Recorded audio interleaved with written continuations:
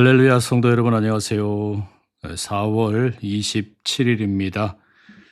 주말 또 주일 잘 보내셨습니까? 오늘 월요일인데요. 오늘은 누가복음 전체적인 개관도 말씀을 좀 드리고 함께 읽을 4장과 5장에 대해서도 간략하게 좀 요약을 해 드릴 텐데요. 누가복음은 4개의 복음서 가운데 분량이 가장 긴 복음서로 알려져 있습니다. 그리고 특별히 이방인과 소외된 자들을 향한 구원이 강조가 됩니다. 그래서 보편적인 구원, 유대인뿐만 아니라 모든 사람을 향한 이 복음이라는 점이 강조가 되고, 가난한 자나 여성이나 병든 자, 또 죄인들, 이런 소외된 자에 대한 관심이 많고, 성령과 기도에 대한 강조가 두드러집니다. 또 뿐만 아니라 다른 복음서들과 비교를 했을 때 역사적인 시각에서 예수님의 이 생애를 또 이렇게 잘 다루고 있습니다. 자, 누가복음 4장은 예수님께서 이제 사명을 시작하시는 그런 어떤 내용을 다루고 있는데요. 반면에 고향 사람들이 예수님을 거절하는 그런 내용을 담고 있죠. 예수님의 사명은 분명하지만 모든 사람이 또 그걸 받아들이는 것은 아니다라고 할 수 있겠고요. 누가복음 5장으로 가게 되면 부르심, 특별히 이제 제자로 베드로를 부르시고 또 세리였던 레위를 부르시는 그런 내용들이 이렇게 쭉 이어지게 됩니다. 그래서 5장의 내용을 간단히 요약을 하면 예수님께서 자격 있는 사람이 아니라 부르심에 응답하는 사람을 제자로 삼으신다. 그런 내용으로 좀 정리를 해볼 수 있겠습니다. 자, 그러면 오늘 누가복음 4장과 5장 함께 읽도록 하겠습니다. 누가복음 4장. 예수님이 성령님으로 가득 차서 요르단 강에 돌아오셨다. 예수님은 성령님에게 이끌려 광야에서 다니셨다. 거기서 40일 동안 마귀에게 유혹을 받으셨다. 그동안 아무것도 드시지 않으셨고 그 기간이 다 지나자 예수님은 배가 고프셨다. 마귀가 예수님께 말했다. 그대가 하나님의 아들이면 이 돌들에게 말해서 빵이 되게 해보시오. 예수님이 마귀한테 맞받아 치셨다. 성경에 이렇게 적혀 있다. 사람이 빵으로만 사는 것은 아니다. 그러자 마귀가 예수님을 이끌고 올라가서 세상의 모든 나라들을 눈 깜짝할 사이에 보여주었다. 그리고는 마귀가 예수님께 말했다. 그대에게 이 모든 권한과 그 영광을 주겠소. 그것이 나에게 넘어와 있고 내가 주고 싶은 사람에게 그것을 주기 때문이요. 그러므로 바로 그대가 내 앞에 엎드려 절하면 그것이 다 그대의 것이 될 것이요. 예수님이 맞받아 쳐서 마귀에게 말씀하셨다. 성경에 이렇게 적혀 있다. 너는 주님 곧 너의 하나님께 엎드려 절해야 한다. 그분만을 섬겨야 한다. 그러자 마귀가 예수님을 예루살렘으로 이끌어가서 성전 꼭대기에 서시게 하고 말했다. 그대가 하나님의 아들이면 여기서 몸을 아래로 던져 보시오. 성경에 이렇게 적혀 있으니까요. 주님의 천사들에게 주님이 그대를 위해 명령하셔서 그대를 지키게 하실 것이다. 또 적혀 있지요. 천사들이 손바닥 위로 그대를 들어 올려 그대의 발이 돌에 부딪히지 않도록 할 것이다. 예수님이 마귀에게 맞받아쳐 말씀하셨다. 이런 말씀이 있다. 주님 곧 너의 하나님을 함부로 시험하지 마라. 유혹하는 일을 다 끝마치고 마귀가 예수님에게서 물러나 적절한 때를 기다렸다. 예수님이 성령님의 능력에 사로잡혀 갈릴레아로 돌아오셨다. 예수님의 소문이 둘레 온 지역으로 퍼져나갔다. 예수님이 그들의 여러 회당에서 가르치시면서 모두에게 영광을 받으셨다. 예수님은 나사렛으로 가셨다. 예수님이 자라나신 곳이었다. 늘 해오시던 대로 예수님은 안식일에 회당에 들어가셔서 성경을 소리내어 읽어주려고 일어서셨다. 예수님께 예언자 이사야의 두루마리를 내드리자 예수님이 그 두루마리를 펼쳐서 이렇게 적혀 있는 곳을 찾으셨다. 주님의 영이 내 위에 계시네. 나에게 기름을 부어주셨기 때문이네. 가난한 사람들에게 좋은 소식을 알리도록 하심이네. 주님이 나를 보내셨네. 사로잡힌 사람들에게는 해방을, 앞 못 보는 사람들에게는 다시 보게 됨을 선포하도록 하심이네. 짓눌린 사람들을 해방시켜 내보내도록 하심이네. 주님이 은혜로 받아주시는 해를 선포하도록 하심이네. 예수님은 두루마리 책을 말아서 회당 시중꾼에게 돌려주고 앉으셨다. 회당에 있는 모든 사람들의 눈이 예수님을 뚫어지게 바라보고 있었다. 예수님이 그들한테 말씀하기 시작하셨다. 여기에 적힌 이 말씀이 오늘 이루어졌습니다. 여러분이 두 귀로 들은 대로입니다. 모두가 증언하기를 예수님이 옳다고 하고 그분의 입에서 흘러나오는 은혜의 말씀에 놀라워하고 있었다. 그러면서 말했다. 이 사람은 요셉의 아들 아닌가? 그러자 예수님이 그들한테 말씀하셨다. 여러분은 나에게 틀림없이 이런 옛말을 들이댈 겁니다. 의사 선생, 당신 자신이나 고쳐보시오. 가버나움에서 했다고 우리가 들은 일들을 모두 여기 당신 고향에서도 해보시오. 이런 말씀도 하셨다. 아멘. 여러분에게 말합니다. 어떤 예언자라도 자기 고향에서는 받아들여지지 않습니다.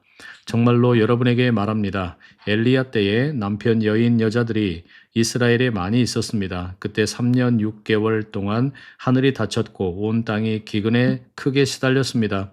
그런데 하나님이 엘리야를 그들 가운데 아무한테도 보내지 않으셨습니다. 오직 시돈의 사렙다에 사는 남편 여인 여자한테 뿐이었습니다. 예언자 엘리사 때는 이스라엘에 심한 피부병 앓는 사람이 많이 있었습니다. 그런데 하나님이 깨끗하게 해 주신 사람은 그들 가운데 아무도 없었습니다.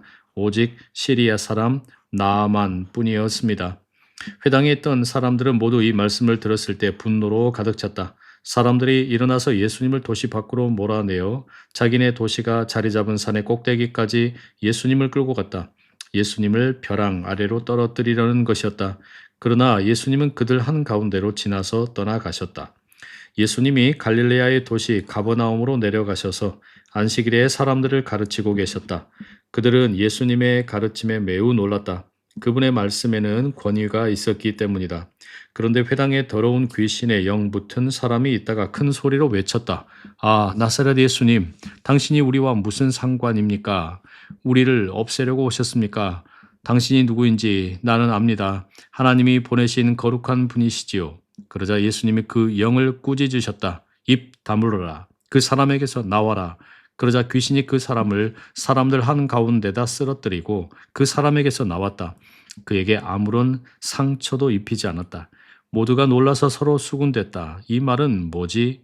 예수가 권위와 능력을 가지고 더러운 영들에게 명령하니까 그것들이 나가는구나. 그리하여 예수님을 두고 그 둘레 곳곳마다 입소문이 퍼져나가고 있었다. 예수님이 일어나 회당에서 떠나 시몬의 집으로 들어가셨다.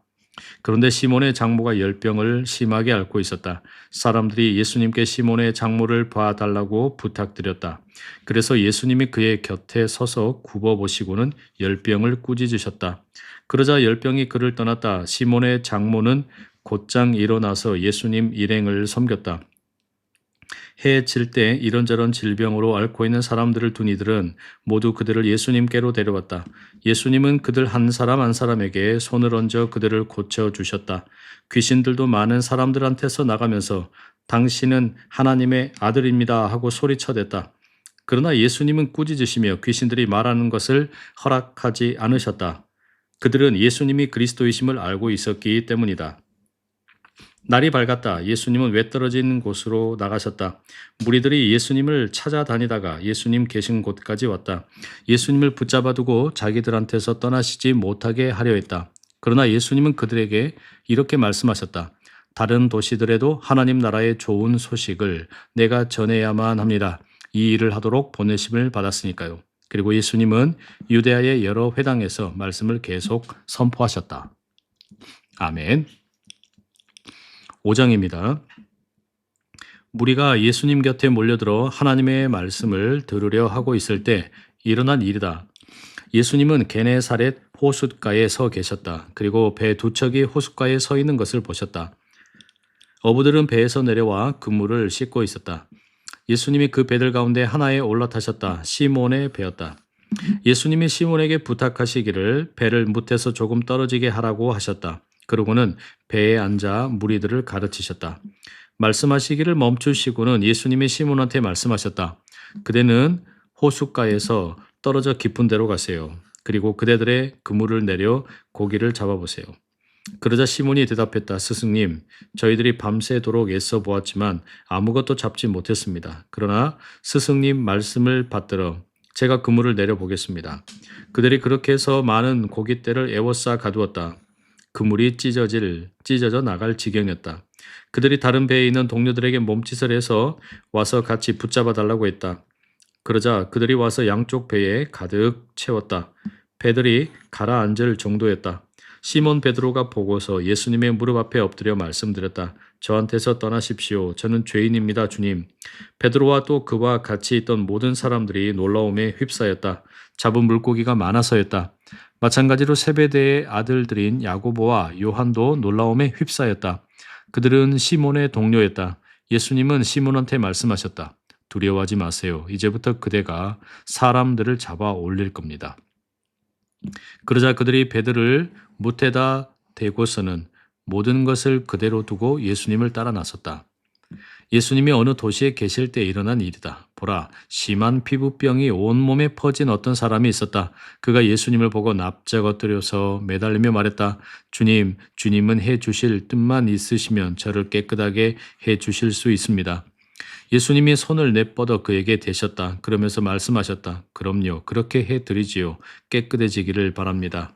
그러자 곧바로 그 심한 피부병이 그 사람한테서 떠나갔다. 예수님이 그에게 단단히 이르셨다. 아무에게도 말하지 말고 나가서 제사장님에게 몸을 보여드리세요. 깨끗해졌을 때 바치라고 모세가 명령한 대로 가져다 바치세요. 그래서 사람들에게 증거가 되도록 하세요. 그러나 예수님에 관한 말이 더욱더 퍼져 나갔다. 많은 무리들이 말씀도 듣고 자기들의 병도 고치려고 계속 몰려왔다. 그런데 예수님은 외딴 곳들로 물러가서 기도하곤 하셨다. 어느 날 예수님이 가르치고 계실 때 일어난 일이다. 바리새파 사람들과 율법 선생들이 앉아 있었다. 그들은 갈릴레아와 유대아의 모든 마을에서 또 예루살렘에서 온 사람들이었다. 주님의 능력이 함께 하셔서 예수님이 병을 고치셨다. 그런데 보라, 사람들이 어떤 사람을 눕자리에 눕혀서 데려왔다. 그는 마비증에 시달려 온 사람이었다. 그들은 그를 안으로 들여다가 그를 예수님 앞에 놓으려고 애썼다. 그렇지만 무리 때문에 그를 안으로 들여갈 방법을 찾지 못했다. 그래서 그들은 평지붕 위로 올라가 기와 지붕을 뚫어 그를 자리에 누인 채 예수님 앞 한가운데로 달아내렸다. 예수님이 그들의 믿음을 보시고는 말씀하셨다. 친구, 그대의 죄가 용서받았어요. 그러자 율법학자들과 바리새파 사람들이 이모저모 따져보면서 말하기 시작했다. 이 사람은 누구지? 하나님 모독하는 말을 하다니. 오직 하나님 말고 누가 죄를 용서할 수 있단 말인가? 그들의 이런 생각을 알아차리시고 예수님이 그들한테 대답하셨다. 당신들은 왜 마음속으로 이모저모 따져보고 있습니까? 어느 것이 더 쉽겠습니까? 그대의 죄가 이미 용서받았어요 하고 말하는 것입니까? 일어나 걸으세요 하고 말하는 것입니까? 인자에게 땅에서 죄 용서하는 권한이 있음을 당신들이 알도록 하려는 겁니다. 그러고는 예수님이 마비증에 시달리는 그 사람에게 말씀하셨다. 그대에게 말합니다. 일어나세요. 그대의 자리를 걷어치우고 집으로 가세요. 그러자 사람들이 보는 앞에서 곧장 일어서서 자기가 누워있던 자리를 걷어치우고 하나님께 영광을 돌리며 자기 집으로 떠나갔다. 모두가 정신을 못 차릴 정도로 놀라움에 사로잡혀 하나님께 영광을 돌리고 있었다. 그들은 두려움에 가득 차서 말했다. 오늘 우리는 믿을 수 없는 것을 보았어요.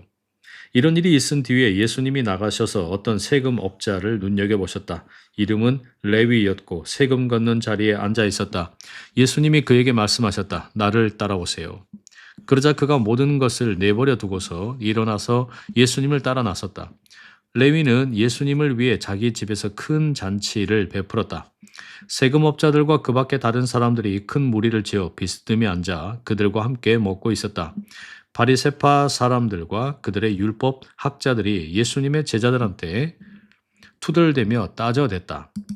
무엇 때문에 당신네들은 세금업자들과 죄인들과 어울려 먹고 마시는 거요? 그러자 예수님이 그들한테 대답하셨다. 의사가 필요한 사람은 건강한 사람들이 아니라 아픈 사람들입니다. 내가 와서 부르려는 사람은 의인들이 아니라 죄인들입니다. 회개하도록 하려는 겁니다. 사람들이 예수님께 말했다. 요한의 제자들은 자주 금식하고 매달려 기도하며 바리새파 사람들의 제자들도 그렇게 합니다. 그런데 선생님의 제자들은 먹고 마셔 되는군요. 예수님이 그들한테 말씀하셨다.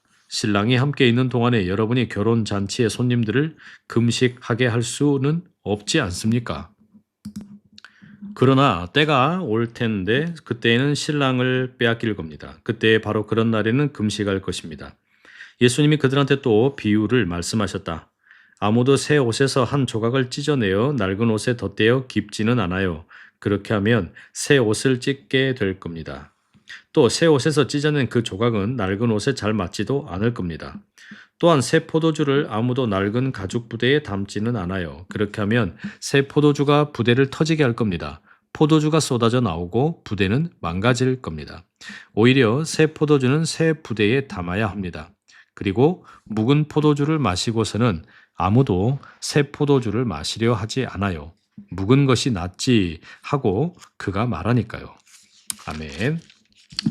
네, 성도 여러분, 오늘 우리가 누가복음 4장과 5장의 말씀 함께 읽었습니다. 이 말씀들 가운데 몇 구절 좀 같이 좀 묵상하면 좋겠는데요. 먼저는 누가복음 4장 4절입니다. 돌을 빵으로 만들어라 시험하는 마귀에게 예수님 말씀하셨죠. 성경에 이렇게 적혀 있다. 사람이 빵으로만 사는 것은 아니다.